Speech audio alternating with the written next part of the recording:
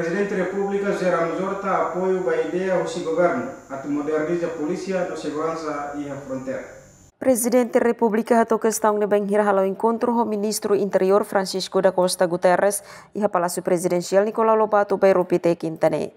Iha hasor malune Presidente hateteng ni apoio ideia husi governo li husi Ministério Interior nebe atu moderniza polícia no segurança iha area fronteira. Banhira remata encontro Ministro Interior hateten ni mai relata serviço nebe governo li husi Ministério Interior halo iha fronteira base estado.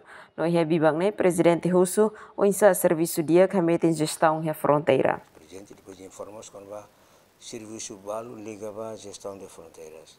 Lilia com a questões de imigração, também ita hatunsa para ter hadir de kelutan serviços de imigração para tu insya ita tu hari atau halus gestão de dia para control itu ni movimento emangnya taman saine ho dia ini kami informasi serviço balu de imigração orang halus down questões de visto ni se presidente husu para continuar serviço na Fatensa, né?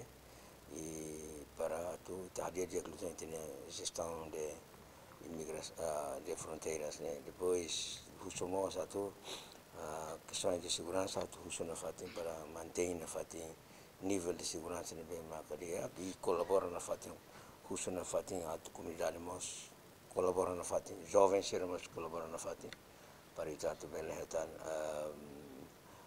itania situação de bem mate atau desenvolvimento pela na Fatima orang ini dan mau lihat informasi. Ya bibang Presidente da República Geraldo Zorta afirma fila fali ini apoio makas ba plano governian atau moderniza Polícia Nacional Timor-Leste li husi estratégia campanha recrutamento FON. Durante soromutu colhemos assunto sira e a necessidade urgente atau hadia bem-estar infraestrutura ba oficial sira nebe serviço e área remotas, preocupação de nebe Presidente Fahe Hoklean. Emerenciana Pinto, STL News.